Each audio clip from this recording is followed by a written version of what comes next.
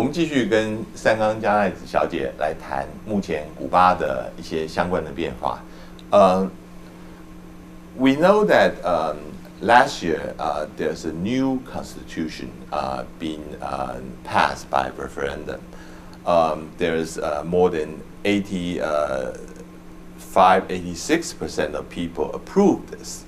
But interestingly, there's still about like 14%, almost like 700,000 people who dare to show that they don't disagree with this.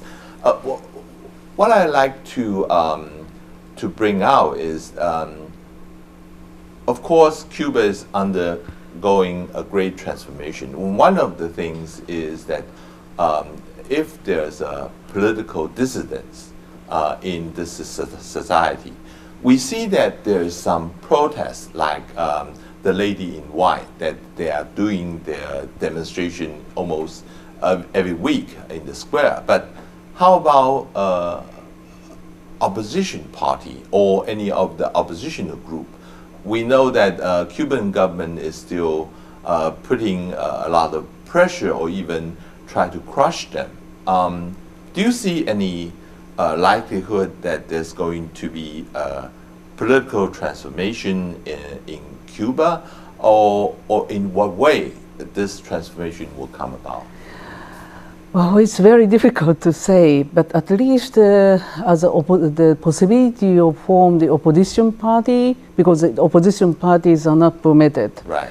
Only Communist Party is permitted, and it is the only party constitutionally. So, but what to say? Of course, illegally, it is possible to form opposition party or dissident group, but well, it's actually very difficult because firstly, the Cuban intelligence system is very strong. Okay. So, opposition leaders, some people come out for a certain period of time, but then they disappear. Okay. In 1990, there were three or four the leaders in opposition or dissidents, but they are not working now. And the opposition leader who came out from the Protestant Christianity, the group, but he was mysteriously killed in the accident or something. So it's not, and in 1990s, all the dissidents and opposition parties tried to unify to form the kind of the much stronger opposition group, but it was crushed by the government. So some leaders stay in Miami, and they are trying to change the government from outside with the support of the U.S. government probably, but it has been unsuccessful. So if this power balance change with, for example, Raul Castro passed away, right. or some, strong leaders in the older generation, they faded out, and maybe the dissident group inside and outside of Cuba may have to come up to the political fight. But for now, that probably the most difficult part is they are not very good at unifying themselves. So each leader may, claim himself that he wants to become the next president, maybe, but if they successfully unify themselves to form the opposition party, it will be very difficult. We know that now Raul Castro is still the first secretary of the ruling party, Communist Party, and he is not going to step down until 2021, which is next year. And we in Cuba now there's a president, but still people have doubt about his capability of running the country. What would happen, like you said, when Raul Castro is stepping down, is there going to be a big political transformation in Cuba, or that those elders is still going to control the direction of the countries and will not let all the changes happening because they want to keep the revolution? Well, Raul Castro is the 87 years old. Right. So, and last year when I went to Cuba, I was told that he is sick. Okay. But still, we don't know that even if next year that he stepped down from the position of the first secretary of the Communist Party, if he is alive, I think that he will maintain the influence to the government. Mm-hmm. So it will be stable and unchanged. And also there are 3 or 4, we say that the historical leaders who participate in the revolutionary battle in 1950s with Castro 60 brothers. Years ago, right? Yeah. The late 70s or 80s, 85, 86, but still some of them are pretty strong. So they are still remaining in the central position of the government. Okay. And even if the younger generation like Diaz-Canel, current president, in late 50s, he is in the president, but still he has to listen to those older people. Right.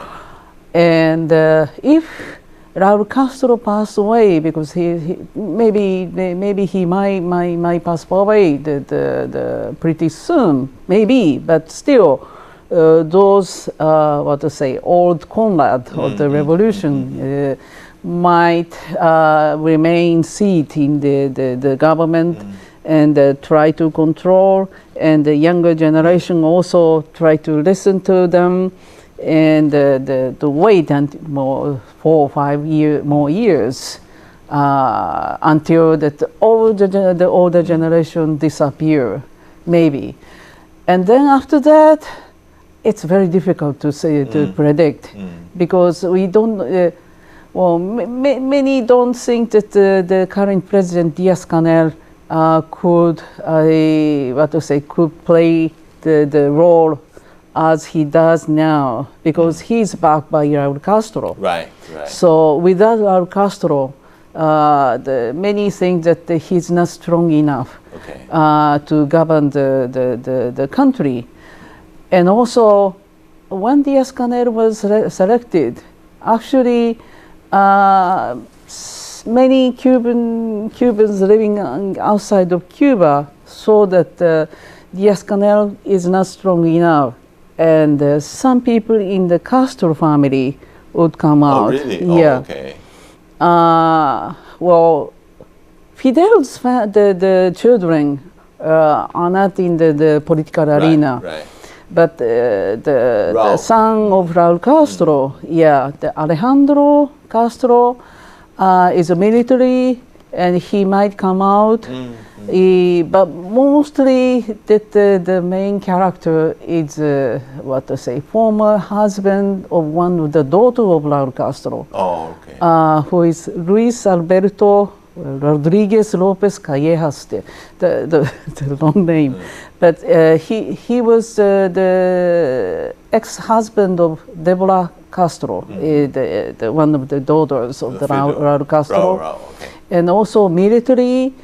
And also the president of military complex, conglomerate, who are, main target of President Trump. He wants to, destroy that military conglomerate because that military conglomerate is controlling probably 40% of the whole economy. Right. And controlling the most state enterprises which earn more hard currencies.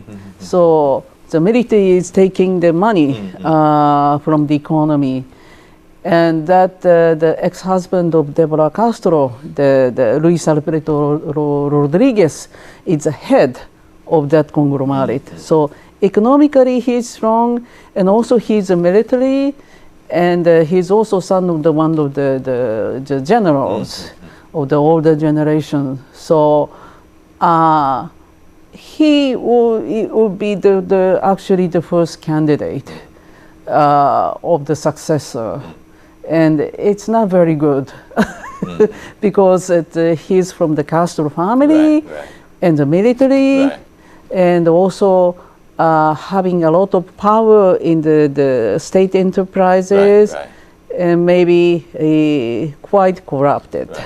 So, but still, he could become a strong leader. So then, the next government after Castro brother will be a kind of the military government, which have the, how to say, not really socialist or revolutionary, rather than the kind of the military who used to have the many in Latin America. Yeah, it's not very good. Let me put the perspective into a global context. I mean, we saw now there's several socialist states that is going through a transformation. China, Vietnam is already developed, and Cuba is following on, and we are seeing North Korea is far behind. But they all started somewhat from economic or market reform, but they are reluctant to do the political reform. The Communist Party still want to hold on to the last power. So if you see from that context, do you see Cuba in what position is going to be? I mean, is it mean they are lacking in economic reform, that eventually they are going to follow the model of China and Vietnam to open up more in terms of economics, and that would also affect on its political field, and what would go on? Well, it's very difficult to say because I cannot say that Cuba is capable to follow the development policy that China and Vietnam had, because China and Vietnam has a large, population in the rural area, and those peasant people get into the factories and work, and they started to produce as a cheap labor. And also China and Vietnam had a lot of young people, young generation who are ready to get into those newly developed the area in the market economy or market policy. But Cuba is pretty aged society. Okay. Aging rate is almost 15%, the highest in Latin America. Oh, okay. They don't want to have more than one child. The couple doesn't want to have more than one child. Okay. So they also have a demographic crisis going on, right? Yes.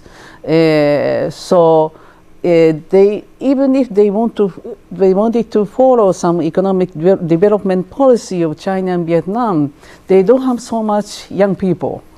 So and also you mentioned that in China and Vietnam, most of them are rural population, but in Cuba it's more urban population? Yes. Okay. I think the 17% of the population live in the cities. So, and most of them are working in service sector. Okay. So they have to think about the new, kind of another development model, because they cannot, imitate, for example, Chinese or Vietnamese model. So they say that they can develop more the tourism sector, as well as the pharmaceutical, biotechnology, and those kind of the scientific the industries.